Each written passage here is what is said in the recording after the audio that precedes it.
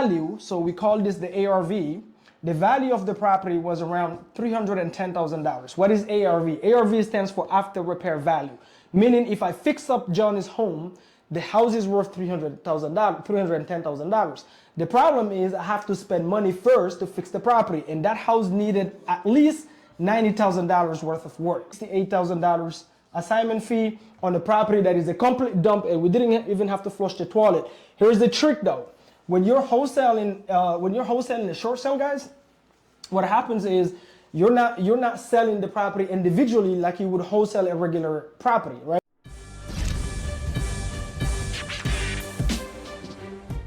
Hey guys, welcome to this video. I'm going to talk to you guys about how to wholesale a short sale, right? Guys, short sale are some of the biggest spreads you're gonna make in terms of wholesaling. Most wholesalers don't even know that you can actually wholesale short sales. Now, when I say short sale, guys, I'm not talking about when you go on the multi-listing service that we call the MLS and you have a real estate agent, right?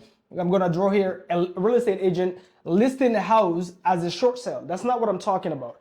I'm talking about you finding a homeowner that is distressed, and I'll give you guys an example on the property that I found where we made $68,000. Wholesaling the LLC, so wholesaling the short sale. And this is a property I found on New York Avenue, right? This is in Maryland. And that homeowner was a distressed, not only distressed homeowner, but he was also a pre-foreclosure, okay? Pre-foreclosure homeowner. So I'm gonna write it all down. Pre-foreclosure, bang, bang, bang, bang, bang. Okay, he's a pre-foreclosure homeowner, meaning he hasn't paid the lender for a while. When I talked to the seller, his name was John. John haven't paid his lender for over 2 years. He had vacated the property. The property was a dump. The way I found that property, I was just driving. I was doing what we call driving for dollars. This is literally when you get in your car and you drive in neighborhoods and you find ugly houses. When I saw the house was like the windows was broken. There was a abandoned truck right in the middle of the driveway. And then there was a shed with a bunch of trash in it. So you could tell that this house has been vacant for a long time. And when I talked to John, John's like, hey, I vacated my home 2 years ago. I don't own it anymore. I haven't been in it. I haven't paid my bills for 2 years. He had an issue, a medical issue, and so he left the property. Now, that's a pre-foreclosure seller, right? Meaning the bank is about to take over Johnny's home. Why? Because he hasn't paid for 2 years. If you're wondering how didn't he pay for 2 years and hasn't lost the home, because this is Maryland. This is a blue state where it takes the bank a long time to foreclose on the homeowner. But that's not the point of this video, is how can you wholesale a short sale? Number one, why even do a short sale, right? Why do a short sale? Because with this property, guys, the value, so we call this the ARV, the value of the property was around $310,000. What is ARV? ARV stands for after repair value, meaning if I fix up Johnny's home, the house is worth $310,000.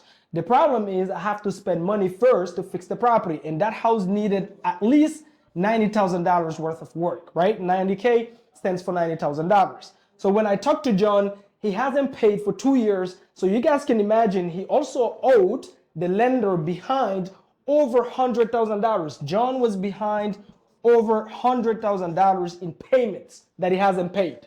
So now if I wanted to buy this property cash, and then, obviously I don't fix it up myself. The goal here is to wholesale it and wholesale it to my buyer. My buyer is looking to fix up this property, put it back on the market and make a profit. And on average, most fix and flipper want to make at least 10% net of the sales price. So if they sell the property for 310, they want to make 10% of this price right here, which is the net. They want to net 10% of this sales price. The issue was he was behind $100,000. Okay, so the buyer would have to pay this off and then pay the underlying debt. I think at the time he owed somewhere around $200,000. So $200,000 that he owes on top of the $100,000 he's behind on, that's already $300,000. And the house needs $90,000. So that means if I were to buy that property at $300,000, that's the number that he owed, and then put $90,000 in it. Now I'm all in $390,000, correct? But I can only sell the home for $310,000. That means I am negative $80,000, but actually I'm negative more than $80,000, because if you guys don't know, when you list the property on the market to sell it, you, the seller, you have to pay commissions to the real estate agents, which is the seller's agent, we call that the seller's, so the seller have an agent. So if you list it, your agent is called the seller's agent. And then you, the seller, you also pay the buyer's agent. So all of them combined is somewhere around like 6%. And then you have the closing costs. So by the time you're done, you will probably be actually over $90,000 negative if you bought it at this price, right? If, let's say hypothetically you go, you know what? Okay, I cannot buy cash, but maybe, Mamadou, I can buy using creative finance, right? Mamadou, we hear you talk about creative finance all the time. And if you guys don't know what creative finance is, I've made a bunch of videos on my creative finance playlist. Make sure you go check it out. But we could have told John, you know what, John, how about if we just pay off that $100,000 that you are behind on, and then take on the $200,000 debt that you have in place. So we have you, John, leave that loan in place. Okay, and then we take over just the monthly payments, we transfer deed and title. This is called buying a property subject to. I'm not gonna go into details. I've done a bunch of videos explaining what that is exactly. And then at that point, we're just looking to keep it as a buy and hold for cash flow. The issue is to do that, guys, then I have to get caught up on the $100,000 that John is behind on, and then bring $90,000 just to renovate the property. The property was a shit show. Bunch of squatters, needles on the floor, shit all over. Two of the squatters actually shot each other in that property multiple times. The police had to be called. So there was no way somebody is going to spend $190,000. Okay, so $100,000, $90,000 just to keep it as a maybe cash flow somewhere around like $400 per month. It just doesn't make sense. Why doesn't it make sense? Because when an investor invests $190,000, what is he looking at? He's looking at what is my return on my money on a yearly basis. If he's only making $400 per month, you time that by 12, and then you divide that by the $190,000, that will give you his return on his money. It doesn't make sense. So when you're dealing with sellers in this situation, what happens is then you take them to the process called a short sale. The last resort is a short sale. Why? Because the cash offer don't work. They owe way too much and the property need to way too much work. And then creative finance doesn't work because you have to bring too much money on the table to make the deal work, and the return on your investment is not there even on a buy and hold, right? So you take them through the process of the short sale. What is the short sale? The short sale is, here guys, you're dealing with the bank, okay? You're dealing with the bank. In this scenario here, the seller is not involved. When you go through a short sale, the seller is not involved. You're negotiating directly with the bank, Chase, Bank of America, whoever the lender is, right? But as a wholesaler, what you don't want to do is go on the MLS and find short sale listings. You want to catch these sellers before they start that process and you start the process, right? So I went back to John and said, hey, John, you know what? A cash offer here don't make sense and a creative finance offer don't make sense. Would you be open to doing a short sale, right? There's nothing, you don't have anything to lose anyway. We will go to the bank and ask the bank to take a loss. I know you owe the bank $190,000, $100,000 in arrears, and then on top of your $200,000, that means you owe the bank $300,000. So we're gonna go to the bank and tell the bank to take a complete loss, right? A complete loss. So how did we do that? On this scenario here, guys, here's what we did. We went to the lender. So we initiated the process. Remember, we initiated the process. There's no realtor involved. I was direct to the seller. I was talking to John myself, and then I went and found a short sale agent to help me negotiate the short sale and deal with the lender. And all I had to do is to submit my offer with proof of funds to the bank directly. All right, guys. So what we did is this, right? If you guys don't know, when fix and flippers are buying properties to renovate and put back on the market, they use what we call the 75% rule to come up with their numbers. What does that mean? That means if the property is only worth $310,000, they'll take $310,000 and then they'll time it by 75%. I'm gonna do it here on my phone. Let's see, guys, $310,000 times 75%, that will give me $232,000, and then I'm going to do minus $90,000, which is what the property needs work for, okay? And then let's say hypothetically, so that's the maximum I can make an offer on this property, guys, is $143,000. $143,000 if I were to make a cash offer. Remember, the John owes how much? We said John owes $300,000, right? So, but the maximum allowable offer I can make here is $143,000. But we did worse, guys. We went to the lender and made a literal $69,000 offer. This is the offer we made to the bank directly. We said, listen, this property is a shit show. You cannot get in. There is squatters. The property stinks. This have been abandoned for years. The windows is broken. There is no way we can buy this for less than $69,000.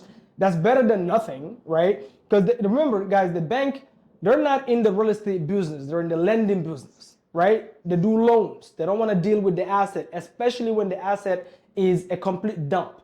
They don't want to deal with the property. It's a headache for them. And if they just want to foreclose on the seller and then auction the property, guess what?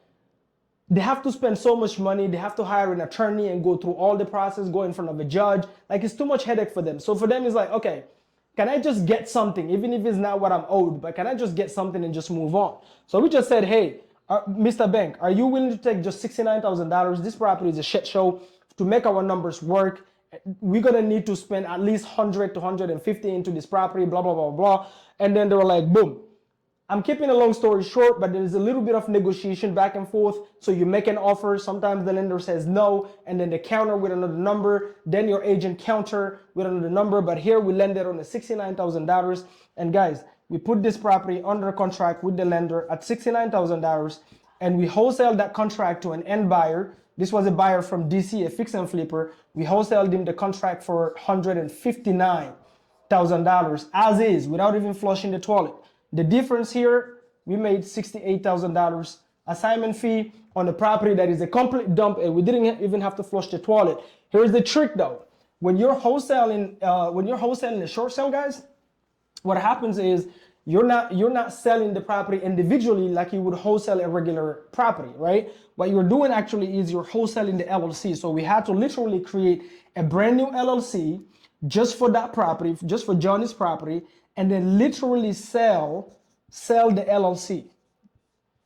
That's what you're doing on a short sale. You are selling the LLCs. Why do you create a new LLC? Because if your LLC that you already own, okay, maybe you own properties on it, you own other assets, or you've been using that LLC for a long time, doing some other business, so that LLC has track history. Obviously you don't want to sell that LLC. That's why you want to create a new LLC where the only thing you have there is the short sale property you're working on, so that if you sell it, you don't care. Why? Because it's a brand new LLC. So we created the new LLC, and then we literally wholesaled the LLC. So we sold the LLC, right? And we made it $68,000. We're currently here in Canton, Georgia, dealing with another property where we'll probably end up making $200,000 on that short sale. Same scenario, but this property is worth somewhere around $850,000 after it's fully fixed up, but it needs about $200,000 worth of work. Okay, so we couldn't make the numbers work, so we went to the lender right now and made a cash offer of $300,000 as a short sale. And if they take it, guess what? We can wholesale it for 500. I think 10 or 20. My team told me we could dispose of it. We already have, we already have the buyer lined up. The buyer even already signed to buy it at that price if the short sale works, and we already submitted the offer. Guys, you can make big spread on short sales. So don't walk away from them, but remember, you want to be direct to seller. You don't want to go on the MLS and look for short sale listings. Typically, there are not deals, and then there is the agent. The agent is very close-minded, but they already got the process started anyway, so all you have to do is to submit an offer and see if they're going to take it, blah, blah, blah, blah. You don't want to deal with that. You want to go after sellers that are distressed, and then use the short sale option as your last resort, but you have to be the one who started the process, and you're in control of the process. And when you're working with the short sale, by the way, if you need connections to short sale negotiators, right, reach out to me, leave a comment below in the comments, and we'll be more than happy to help you. We deal with a fantastic one who negotiate all of our short sales. But you want to be the one, the investor, you want to be the one that initiated the short sale, right? You don't want to go on the MLS and look for these deals, all right, guys? So find the pre-foreclosure sellers, probates or sellers that maybe passed away and left the property to a family, and the family are now struggling financially to keep that property. Very distressed homes, like, vacant houses that are super, super beat up. So oftentimes, if the numbers doesn't pencil because they owe way too much for you to make it work, then the last resort is a short sale. You go ask the bank to take a loss. Okay, and over here, guys, also when you're doing this process, the seller cannot really technically get paid. Okay, the seller cannot really technically get paid. So the only way for you to pay the seller on a short sale, you basically have to do a contract with them where you may be buying their furniture or something. But remember, like, because they're telling the bank, hey, I don't have your money, please take a loss. I owe you $300,000, but I want you to just take $68,000. And now the bank see them getting paid. Not gonna happen. You don't want to do all that. All right, guys. So let me know what your takeaway is on this video. Leave a comment below, like, subscribe, and hit the notification bell. I'll see you on the next video. Boom, boom, boom.